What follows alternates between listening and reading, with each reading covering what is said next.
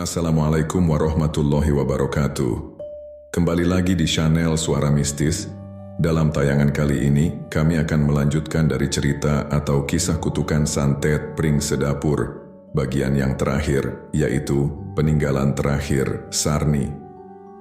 Langit sore, di desa kaki gunung tampak temaram, seolah matahari enggan menengok ke tempat itu terlalu lama. Desa memang terlihat damai, tetapi Ardi tahu betul bahwa ketenangan itu hanya seperti permukaan air yang menutupi arus deras di bawahnya. Sejak kutukan Pring Sedapur berhasil dihentikan, kehidupan tampaknya mulai membaik. Warga kembali bertani, anak-anak berlarian di pematang, dan suara gamelan sesekali terdengar dari rumah-rumah tua. Namun tidak demikian bagi Ardi. Setiap malam, ketika semua telah tidur dan hanya suara jangkrik yang menyelimuti udara, Ardi terbangun oleh keringat dingin dan mimpi-mimpi yang tidak bisa ia jelaskan. Ia bermimpi berdiri di tengah hutan gelap, di mana bambu-bambu tinggi bergerak seperti hidup, dan dari balik sela-selanya terdengar suara rintihan wanita, pelan, panjang, dan penuh luka. Kadang dalam mimpinya, tanah di bawah kakinya terbelah, memperlihatkan akar-akar hitam yang bergerak seperti ular, menyusup ke dalam rumah-rumah, menjerat kaki orang-orang, menyeret mereka ke dalam tanah. Saat bangun, bisikan itu belum hilang, seolah masih mengendap di dinding kamarnya, berputar-putar, membisikkan namanya dalam nada yang nyaris tak terdengar, tapi cukup untuk membuat bulu kuduknya berdiri. Ia mencoba mengabaikannya, berusaha menganggap semua itu sebagai efek trauma, sebagai bekas dari pengalaman mengerikan yang ia lalui. Namun malam berikutnya dan malam setelahnya, mimpi itu kembali, semakin nyata, semakin jelas. Puncaknya terjadi saat hujan deras mengguyur desa tanpa henti selama 2 hari berturut-turut. Rumah-rumah tua di lereng mulai rapuh dan tanah menjadi lunak. Di malam ketiga, Ardi mendengar suara aneh dari ruang tengah, seperti kayu yang retak perlahan. Ia turun dengan senter kecil di tangan, menelusuri suara itu. Lantai kayu bagian depan rumahnya tampak melengkung ke bawah, seolah ada rongga di bawahnya yang kosong. Dengan hati-hati ia memijaknya, dan tiba-tiba, kerak! Sebagian lantai ambruk, memperlihatkan lubang gelap di bawah rumah. Ardi berjongkok dan menyinari lubang itu dengan senter. Tanah di bawahnya becek, tapi ada sesuatu yang menonjol dari dalam lumpur. Kotak kayu tua yang telah tertimbun entah sejak kapan. Permukaannya penuh dengan lumut dan bekas air, namun satu hal yang langsung membuat tubuh Ardi membeku adalah ukiran di bagian tutupnya. Nama yang sudah lama ia dengar, namun tak pernah ia duga akan melihatnya tertulis begitu nyata. Sarni. Tangan. Ardi gemetar saat ia mengangkat kotak itu keluar dari tanah. Beratnya bukan karena isinya, melainkan karena aura yang menyertainya. Saat kotak itu menyentuh lantai rumah, lampu di atasnya berkedip-kedip, lalu padam sejenak sebelum menyala kembali. Udara di sekitarnya terasa lebih dingin, dan aroma tanah basah bercampur kemenyan yang telah mati menguar dari celah kotak tersebut. Ia duduk terpaku di lantai, menatap kotak itu, tidak tahu apakah ia harus membukanya atau menguburnya kembali. Tapi satu hal kini ia pahami dengan sangat jelas, apapun yang dulu ia lawan belum benar-benar selesai, dan nama Sarni belum selesai berbicara. Malam itu hujan turun semakin deras, dan jauh di luar rumah, di tepi hutan yang menghitam, terdengar suara bambu saling bergesekan, seperti sesuatu yang baru saja terbangun dari tidurnya yang panjang. Hujan belum juga reda ketika Ardi akhirnya memberanikan diri membuka kotak kayu itu. Jemarinya gemetar saat mengangkat penutupnya, disambut aroma kayu tua yang basah bercampur sesuatu yang lebih pekat, seperti bau dupa yang terbakar separuh, menyisakan jejak ritual lama yang belum usai. Di dalamnya, tergeletak sebuah jurnal tipis berbalut kain batik pudar, dengan tepi-tepi halaman yang telah menguning dimakan usia dan lembab. Ardi membukanya perlahan, dan tulisan tangan di halaman pertama segera memikat perhatiannya, halus, rapi dengan goresan tinta yang mulai memudar. Jurnal ini kutulis bukan untuk diselamatkan, tapi agar siapapun yang membacanya tahu, aku tak pernah sepenuhnya memilih kutukan itu. Semakin dalam ia membaca, semakin kacau tulisan itu. Dari kalimat-kalimat panjang yang syarat rasa bersalah dan ketakutan, berubah menjadi catatan tergesa-gesa dengan tulisan miring ke bawah, seolah tangan yang menulisnya sedang terguncang hebat. Isi jurnal itu perlahan mengupas sisi lain dari Sarni. Bukan hanya seorang wanita yang menebar kematian melalui bambu-bambu terkutuk, tapi juga seorang manusia yang terjebak dalam perjanjian gelap yang lebih tua dari dendam yang ia pendam. Di bagian tengah jurnal, Ardi menemukan halaman yang seluruhnya ditulis dengan tinta merah tua, hampir seperti darah yang mengering. Di sana tertulis nama sebuah entitas yang membuat dadanya berdegup tak karuan, roh pengikat. Makhluk gaib ini dijelaskan sebagai penjaga gerbang antara dunia manusia dan dunia arwah. Ia tidak punya wujud tetap, namun kekuatannya dapat mengikat jiwa-jiwa yang belum selesai urusannya di dunia. Sarni dalam keputusasaan dan dendamnya telah memanggil roh ini lewat ritual yang sudah lama dilarang dan membuat perjanjian jiwanya untuk kekuatan balas dendam. Namun roh pengikat, seperti yang tertulis dalam jurnal, bukanlah makhluk yang bisa dikendalikan. Aku pikir aku bisa memanfaatkan kekuatannya, ternyata akulah yang diperdaya. Ia menginginkan lebih dari sekadar jiwaku. Ia ingin pintu yang terbuka. Ia ingin batas dihapus. Jurnal itu memperingatkan dengan jelas, jika roh pengikat tidak dikembalikan ke tempat asalnya, ia akan terus melayang di antara dua dunia, mencari celah untuk membuka gerbang sepenuhnya. Ketika itu terjadi, akar pering sedapur akan tumbuh kembali, tidak hanya di desa ini, tapi dimanapun ada rasa sakit, dendam, dan amarah yang belum tuntas. Dan dari akar itu, kematian akan menjalar seperti racun. Ardi merasakan darahnya mengalir, dingin. Kata-kata dalam jurnal terasa hidup, seperti suara yang berbisik langsung ke telinganya. Bahkan saat ia berhenti membaca, seolah ada sesuatu dari dalam halaman-halaman itu yang terus menatapnya, meminta, menuntut. Di halaman terakhir, hanya ada satu kalimat, ditulis dengan huruf besar, goresannya dalam dan tajam seolah ditorehkan dengan ujung kuku. Dia masih bebas. Ardi menutup jurnal itu perlahan, tetapi kesunyian tak kembali seperti sebelumnya. Di luar, suara hujan kini disertai suara lainnya, lirih seperti erangan dari dalam tanah. Ia berdiri dengan tubuh lemas, memandang ke arah jendela, ke hutan yang menghitam di kejauhan. Di sana samar-samar, ia melihat bambu-bambu yang dulu sudah dibakar, tumbuh lagi. Masih kecil, masih hijau muda, tapi mereka ada. Dan Ardi tahu, ini bukan akhir. Ini adalah awal dari sesuatu yang jauh lebih besar, lebih kelam, dan lebih purba daripada kutukan yang pernah ia kenal. Hutan Jeleran, gerbang yang dilupakan. Pagi di desa itu seolah tak pernah benar-benar terang sejak Ardi membaca jurnal Sarni. Matahari memancar pucat di balik awan, dan bayangan tampak lebih panjang dari biasanya, seakan waktu itu sendiri menahan napas.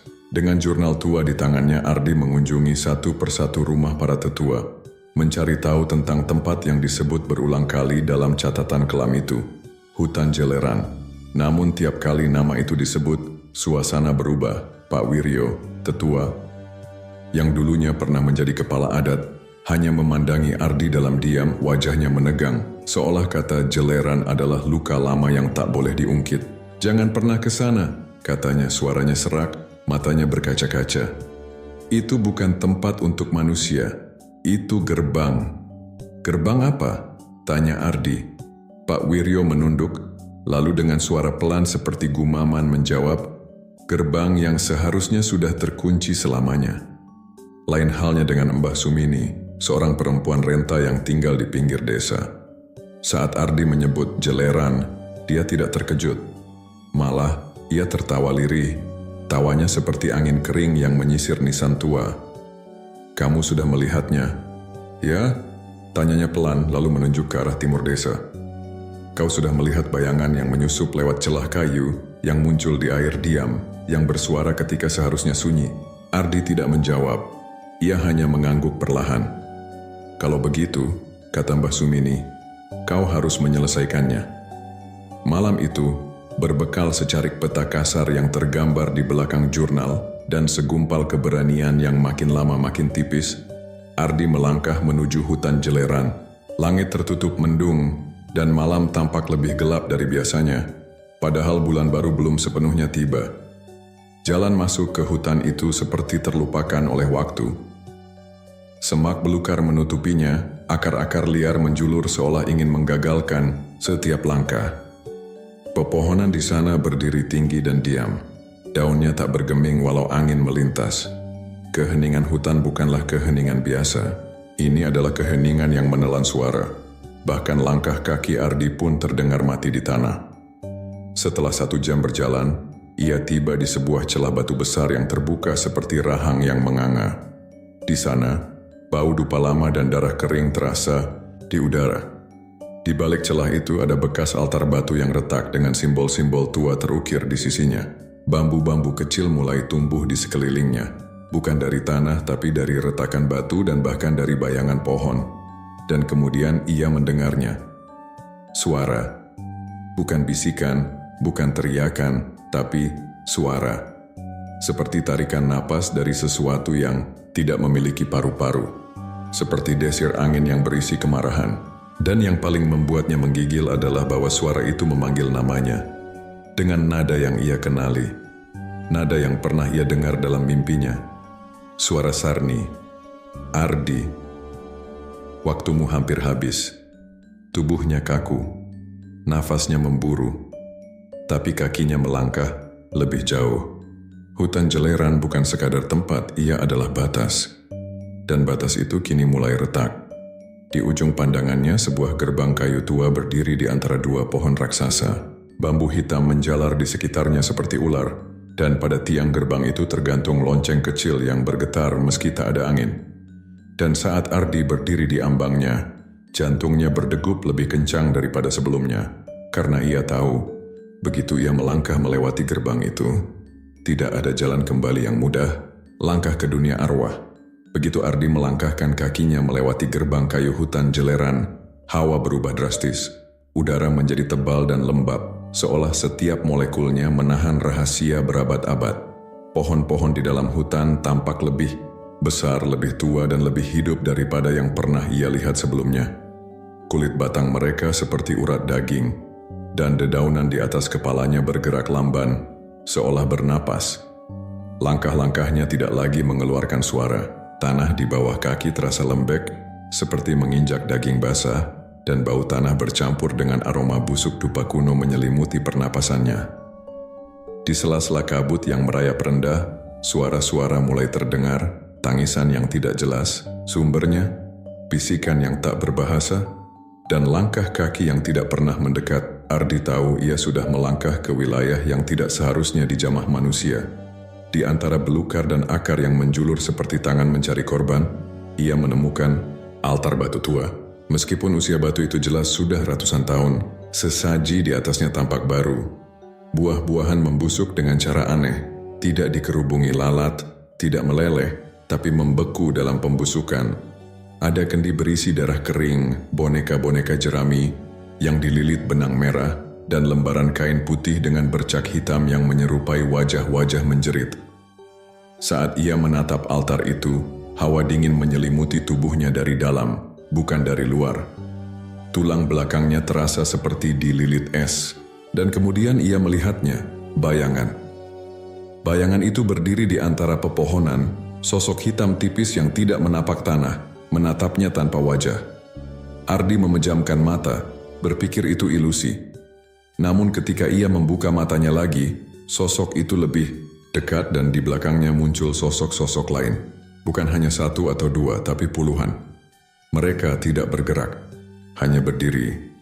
Mengawasinya, hutan ini, pikir Ardi, bukan hanya gerbang menuju dunia arwah.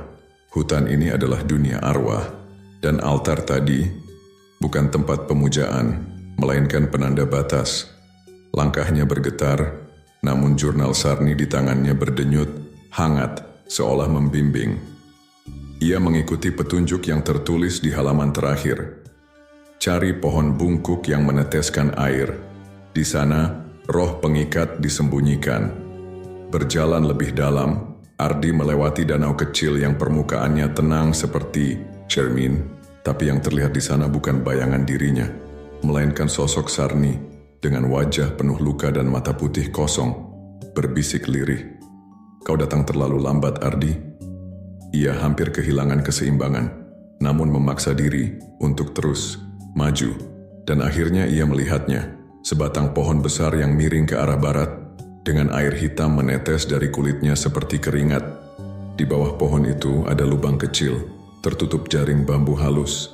Saat Ardi mendekat, suara-suara di belakangnya mulai mendekat pula, jeritan, tawa, tangisan bayi, dan lolongan panjang seperti serigala mati. Ia tahu, waktunya tidak banyak. Roh, pengikat yang dimaksud Sarni ada di balik jaring itu. Bukan sosok yang bisa ia sentuh, tapi sesuatu yang harus ia hadapi secara jiwa. Dan saat ia menyentuh jaring bambu itu, dunia sekitarnya berguncang. Kabut menjadi lebih padat. Sosok-sosok di sekitarnya kini berteriak. Bukan memperingatkan, tapi memohon. Jaring itu mulai terbuka perlahan, dan dari dalam kegelapan lubang itu, keluar bisikan. Bukan dari luar tubuh Ardi, tapi dari dalam dirinya sendiri. Bisikan tentang semua hal yang pernah ia takutkan, tentang kesalahan yang pernah ia buat, tentang masa lalu yang ingin ia lupakan. Dan itulah ujian sebenarnya, bukan melawan roh, tapi menahan dirinya agar tidak terseret masuk ke dalam bayangannya sendiri. Karena di hutan jeleran, yang paling berbahaya bukanlah roh-roh gentayangan, tapi diri sendiri. Roh pengikat yang terlepas. Langkah Ardi tertahan di depan sebuah makam batu tua yang setengah tertimbun tanah lembab dan dedaunan busuk. Tidak seperti makam biasa, batu ini dipenuhi guratan-guratan kuno yang melingkar seperti simbol tak dikenal, dan di sekelilingnya menjalar akar-akar bambu hitam, tebal dan berdenyut pelan seperti urat nadi yang hidup. Tanah di bawahnya bergetar halus seolah menahan sesuatu yang menggelepar di dalam. Jurnal Sarni yang mulai lusuh di tangan Ardi menyebut tempat ini dengan kata-kata gemetar. Pintu terakhir, tempat roh pengikat dirantai oleh darah dan penderitaan. Tidak ada instruksi untuk membebaskannya. Tidak ada petunjuk untuk menyegel kembali jika terlepas. Hanya peringatan. Jangan sekali-kali merusak apa yang telah dikunci oleh tangan leluhur dengan nyawa mereka sendiri. Namun sesuatu dalam dirinya, entah rasa tanggung jawab, entah karena pengaruh gaib yang perlahan menjalari kesadarannya, memaksanya menyentuh akar-akar itu. Saat jemarinya menyentuh permukaan kasar dan dingin, akar-akar itu menggeliat seperti sadar, membelit pergelangan tangannya dan menariknya mendekat. Akar-akar itu bukan tumbuhan, melainkan semacam organ hidup, berdetak dengan sisa tenaga dan keberanian yang ditumpuk dari ketakutan yang semakin padat. Ardi menarik dan memisahkan satu demi satu akar dari permukaan batu. Dan ketika akar terakhir terlepas, bumi bergetar. Sebuah raungan panjang, berat, dan menyayat keluar dari dalam makam batu. Tidak seperti suara manusia atau binatang, melainkan suara yang tidak seharusnya pernah terdengar oleh telinga dunia ini. Dari celah retakan batu yang membelah, keluarlah kabut hitam pekat, menggulung ke atas, memutar di angkasa seperti asap yang mencari bentuk. Kabut itu lalu menyatu, membentuk sosok bayangan raksasa yang berdiri setinggi pepohonan. Wajahnya terus berubah. Terkadang Ardi melihat wajah seorang ibu yang menangis, lalu berubah menjadi wajah pria dengan luka di lehernya, lalu menjadi wajah anak kecil yang menjerit tanpa suara. Semua adalah korban kutukan Pring Sedapur. Semua kini menyatu dalam tubuh roh pengikat yang terlepas. Mata roh itu kosong, tidak merah menyala, tidak gelap pekat, hanya kosong, seolah seluruh rasa dan batas antara baik dan jahat telah hilang. Ia bukan jahat, bukan pula baik. Ia hanya kekuatan murni, tak terkendali dan haus eksistensi. Udara di sekitar Ardi menegang, angin berhenti. Hutan jeleran menjadi sunyi seperti mati, seolah seluruh alam menahan napas. Kemudian, akar-akar di tanah mulai bergerak. Dari balik tanah lembab, tunas-tunas bambu muncul, hitam, berkilau, dan tumbuh cepat. Di sela-sela desa, Pring Sedapur yang dulu telah musnah kini bangkit kembali. Tidak hanya satu atau dua, tapi puluhan dalam satu malam.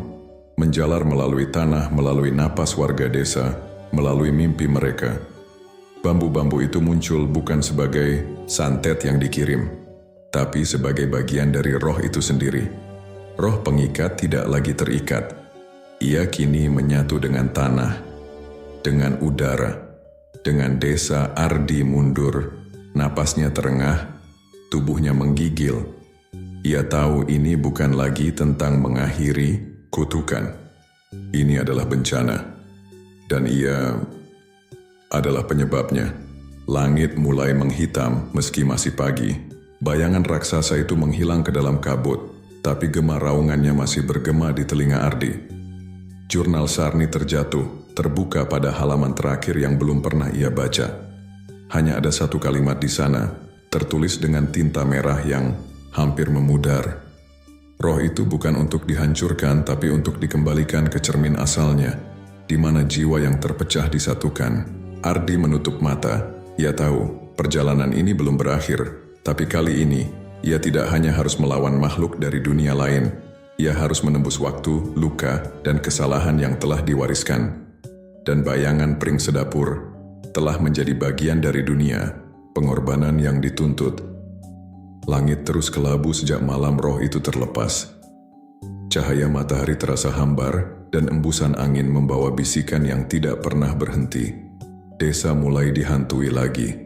Bambu-bambu hitam tumbuh di tempat yang tidak seharusnya, di dalam sumur di balik dinding rumah, bahkan menembus lantai masjid kecil di pinggir sawah. Warga desa yang sebelumnya percaya kutukan telah berakhir, kini hidup dalam teror tanpa wajah. Ardi, dengan tubuh lelah dan mata yang tak pernah tidur nyenyak sejak hari itu, kembali mendatangi gubuk sang dukun tua. Hutan kecil yang mengelilingi rumah sang dukun kini tampak lebih suram dari biasanya, seperti turut merasakan beban yang dibawa Ardi. Dukun itu menyambutnya dengan pandangan kosong yang menua jauh lebih cepat daripada usianya. Tangannya gemetar saat membuka lembaran terakhir dari kitab tua warisan leluhur, yang katanya hanya dibuka ketika dunia benar-benar berada di ujung kehancuran. Roh itu tidak bisa dibunuh, Ardi. Ucapnya pelan, seperti berbicara dengan dunia gaib yang ikut mendengar. Ia bukan makhluk, ia adalah luka. Dan luka tidak bisa dibunuh, hanya bisa ditutup. Dari dalam peti kayu kecil, sang dukun mengeluarkan sehelai kain kuning lusuh yang dibungkus akar bambu kering dan abu. Di dalamnya terdapat sebuah batu hitam legam, sebesar genggaman tangan, dengan ukiran yang tak dikenali. Ini bukan jimat, ini kunci. Gerbang tempat roh itu berada di antara dunia kita dan dunia yang tak bernama, di dalam cermin arwah. Ardi menatap batu itu, tubuhnya gemetar bukan karena takut, tapi karena ia mulai mengerti arah cerita ini. Kunci ini hanya bisa digunakan dari dalam, lanjut sang dukun. Seseorang harus masuk ke cermin arwah, memanggil roh itu kembali ke asalnya, dan tetap tinggal di sana, menjadi penutup gerbang, menjadi batas. Hening menyergap keduanya. Di luar gubuk angin berembus membawa bau tanah basah dan darah yang samar. Ardi memejamkan mata, dan dalam kegelapan itu ia melihat wajah-wajah warga desa. Anak kecil yang bermain di pinggir ladang. Ibu tua yang dulu memberinya makan saat baru datang. Wajah-wajah yang perlahan dilupakan, tapi kini akan hancur jika ia tidak memilih. Sarni tak bisa melakukannya dulu. Ucap sang dukun, suara lirih dan parau. Ia mencoba, tapi ia menolak masuk. Dendamnya terlalu besar. Itu sebabnya roh itu terbelah. Satu tetap terkurung, satu bebas. Dan kini kau yang membebaskannya. Air mata mengalir perlahan di pipi Ardi. Ia tidak pernah meminta semua ini. Ia hanya ingin hidup baru. Tapi nyatanya, hidup barunya adalah menjadi bagian dari cerita lama yang belum selesai. Apakah tak ada cara lain? Bisiknya, hampir tanpa suara. Sang dukun hanya menggeleng, menunduk dalam diam. Setiap kutukan butuh akhir, dan akhir butuh pengorbanan. Malam itu Ardi menatap langit yang tak berbintang. Ia berjalan pelan ke arah Pring Sedapur yang mulai tumbuh di pinggir desa. Tempat pertama kali ia melihat kematian. Di balik bambu-bambu itu ia tahu gerbang itu telah terbuka, tersembunyi di antara bayangan, menanti jiwa yang rela menjadi kunci. Dan esok harinya, ia akan masuk. Bukan untuk kembali, tapi untuk memastikan tak ada lagi yang terjebak seperti dirinya.